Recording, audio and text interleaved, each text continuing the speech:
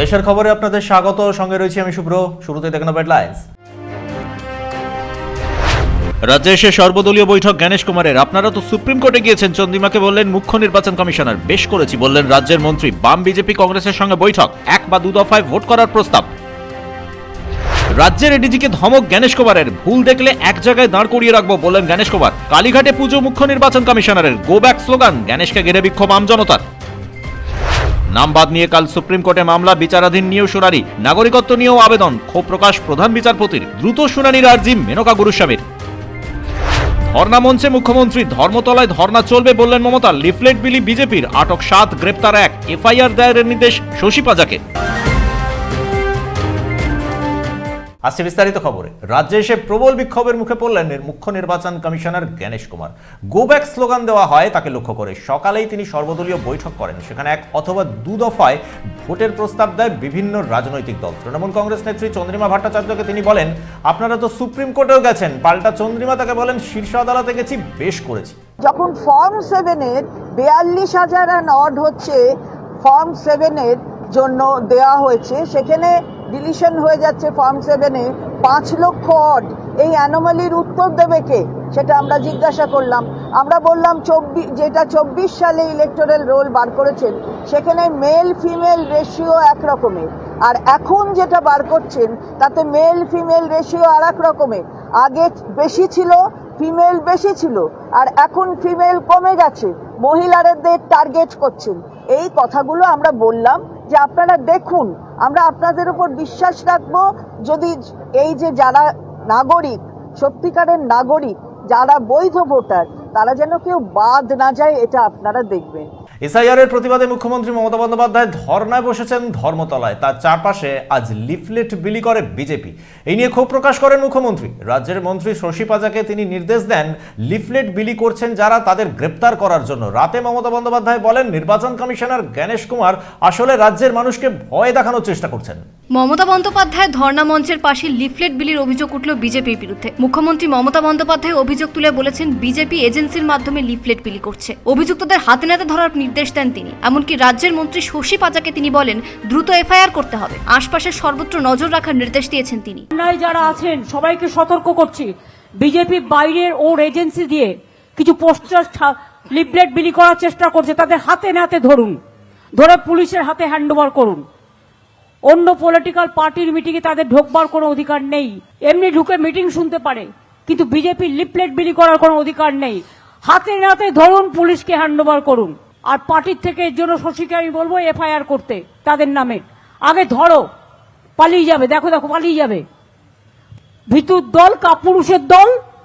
মানুষ আসছে না, মানুষের সমর্থন নেই। তৃণমূল কংগ্রেস কর্মীদের কাছে আর ভোটারদের কাছে এসছে লিফলেট বের করতে। গলায় দড়ি দিয়ে মরা উচিত তোদের। ধরুন ওদের, কেউ ছাড়বেন না কোনো এলাকায়।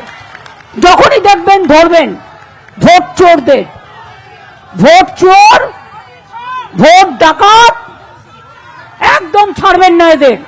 ইতিমধ্যে একজনকে গ্রেফতার করেছে পুলিশ। মুখ্যমন্ত্রী মমতা বন্দ্যোপাধ্যায় বলেন, বিভিন্ন জেলা থেকে তৃণমূল কংগ্রেসের সাধারণ কর্মীরাও এসেছেন। তাদের মধ্যে মিশে গেছেন বিজেপি কর্মীরা। তারাই লিফলেট বিলি করে বলছেন, ব্রিগেড চলো। প্রধানমন্ত্রী নরেন্দ্র মোদীর জনসভা রয়েছে ব্রিগেডে। মঞ্চের ঠিক পিছনে রয়েছে ট্রাম লাইন। ঠিক সেখান থেকেই লিফলেট বিলি শুরু হয়। বাস স্ট্যান্ডে যারা হকার রয়েছেন তাদের হাতেও টাকা দেওয়া হয় বলে অভিযোগ। মুখ্যমন্ত্রী বলেন, বিজেপি ভীতু, কাপুরুষ, ভোট চুরির চেষ্টা করছে। অন্যায় করলে ফোঁস করতে হবে, এদের হাতে নাতে ধরে ফেলতে হবে। পুলিশ ইতিমধ্যেই 7 জনকে আটক করে নিয়ে গেছে হেয়ার স্ট্রিট থানায়। যারা লিফলেট বিলি করছিলেন তাদের প্রতিদিন 130 টাকা করে দেওয়া হয় বলে দাবি করা হয়েছে। ব্যুরো রিপোর্ট, পূবের কলম ডিজিটাল। নাম বাদ দেওয়া নিয়ে আগামীকাল সুপ্রিম কোর্টে মামলা রয়েছে। প্রধান বিচারপতির এজলাসে এই মামলার শুনানি হবে। সেই শুনানিতে পার্টি করা হয়েছে বিচার বিভাগীয় অফিসারদের। সকাল থেকেই মামলার শুনানি হওয়ার সম্ভাবনা।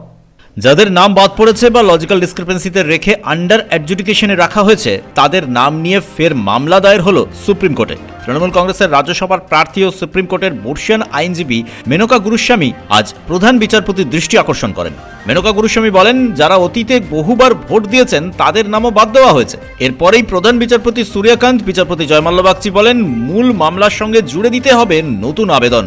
আগামীকাল মামলা শুনানি হবে। আদালতের নির্দেশে এসআইআর প্রক্রিয়ার বিচার বিভাগীয় আধিকারিকদেরও জুড়ে দেওয়া হয়েছে। একই সঙ্গে সিএএ আবেদনকারীরাও আলাদা মামলা দায়ের করেছেন। মেনকা গুরুস্বামী বলেন, যারা বাদ পড়েছেন তাদের পুরো নথি জমা দেওয়া হয়নি। বহুবার তারা ভোট দিয়েছেন, অথচ নথি নেওয়া হচ্ছে না। সিএএ নিয়ে যখন আবেদন করা হয় তখন প্রধান বিচারপতি বলেন, পশ্চিমবঙ্গ ছাড়া মনে হয় আমাদের অন্য কোনো কাজ নেই। আগামীকাল সকালেই সব মামলা শুনানি হবে। তবে এ পর্যন্ত 8 লক্ষের নাম নিয়ে বিচার প্রক্রিয়া শেষ হয়েছে। এখনো 52 লক্ষের নাম বিচারাধীন রয়েছে। ব্যুরো রিপোর্ট, পূবের কলম ডিজিটাল। দেশের মুখ্য নির্বাচন কমিশনার গণেশ কুমারকে সরানোর জন্য নোটিশ আনতে চলেছে আইএনডিআই এর জোট। বিরোধী সাংসদদের সই সংগ্রহ করার কাজ শুরু হয়েছে। তৃণমূল কংগ্রেসের সাংসদরা খসড়া চিঠি তৈরি করছেন বলে খবর। সংসদের 2 কক্ষেই এই নোটিশ আনা হবে। এই প্রথম দেশের কোনো নির্বাচন কমিশনারকে সরানোর উদ্যোগ নিচ্ছেন বিরোধীরা। এই সপ্তাহে নোটিশ দেওয়া হবে বলে সূত্রের খবর। বিহারের দ্বারভাঙায় পিটিয়ে খুন করা হলো 65 বছরের এক বৃদ্ধকে। মুসলিমদের নিয়ে কটূক্তি করছিলেন এক যুবক। প্রতিবাদ করায় মুসলিম বৃদ্ধকে পিটিয়ে খুন করা হয় বলে অভিযোগ। মুসলিমদের নিয়ে গালমন্দ করছিলেন হিন্দু যুবক মনীশ কুমার রাম। প্রতিবাদ করেছিলেন 65 বছরের বৃদ্ধ আব্দুল সালাম। রাস্তা দিয়ে যাচ্ছিলেন এই 65 বছরের বৃদ্ধ। তাকে লোহার রড দিয়ে বেধড়ক মারধর করে মনীশ। বাড়ির ভেতর থেকে ছুটে আসেন মনীশের ভাই রোশন কুমার। ইলো পাথাড়ি কোপ মারা হয় মুসলিম বৃদ্ধকে। ঘটনাস্থলেই মৃত্যু হয় আব্দুল সালামের। मोहल्ला में झगड़ा हो रहा था एक दूसरे में। अब्बा जो है ना घर से दुकान पे साइकिल लेके जा रहा था, तो वहाँ पे जो पहुँचे तो बिमला देवी जो है वो बोली कि सब शुगर खा खा के रमजान में रोजा रखते हैं सब मुसलमान सब। तो अब्बा बोला सबको क्यों गाली दे रही हो, देना है तो जिससे झगड़ा हुआ उससे निपटिए, नाम दे के दीजिए गाड़ी, पूरा मुसलमान को नहीं दीजिए। वो जो रोशन है वो रोशन उसका बेटा बिमला देवी का आया, हमारा अब्बा का कॉलर पकड़ लिया। कॉलर पकड़ने के बाद बोला तुम बीच में क्यों बोल रहे हो, बोला हाँ सब मुसलमान के ऊपर बोलिएगा तो हम बोलेंगे। पीछे से उसका बेटा बड़ा वाला बेटा मनीष आया और रॉड लेके खंती लेके हमारा अब्बा को यहाँ पे मारवाई। मारने के बाद हमारा अब्बा गिर गया। उसके बाद भी मरने के बाद भी गिर गया, फिर लात लेके उसको मारा गया। हमको इतने इंसाफ चाहिए, जो मनीष राम को मौत का सजा होना चाहिए। বিহারের দ্বারভাঙার ঘটনার পর সাম্প্রদায়িক সম্প্রীতি বিনষ্ট হওয়ার চেষ্টা হয়। হিন্দু সম্প্রদায়ের মানুষই আব্দুল সালামকে উদ্ধার করে নিয়ে যান দ্বারভাঙা মেডিকেল কলেজ, কিন্তু ততক্ষণে সব শেষ।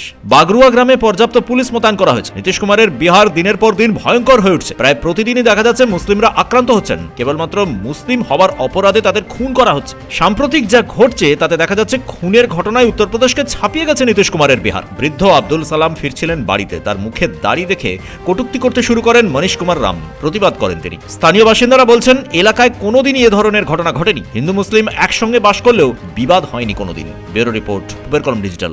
উত্তরপ্রদেশের এক মুফতিকে পিটিয়ে খুনের চেষ্টা হলো মুজাফফরনগরে। নামাজ পড়ে বাড়ি ফিরছিলেন তিনি, তখনই তাকে মারধর করা হয় বলে অভিযোগ।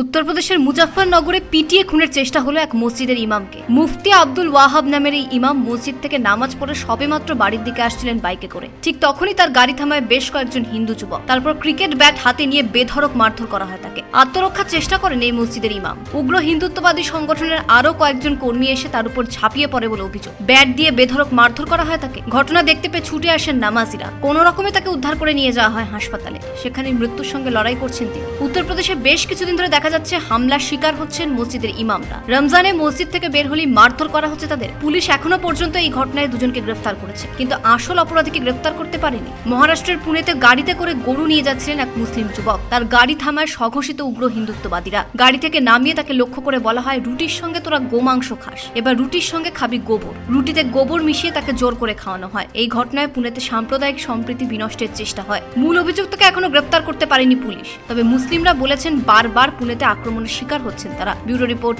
পূবের কলম ডিজিটাল। দেশের খবর আজ পর্যন্তই। চোখ রাখুন পূবের কলম ডিজিটাল। আমাদের চ্যানেল সাবস্ক্রাইব করুন, অবশ্যই বেল আইকন প্রেস করতে ভুলবেন না।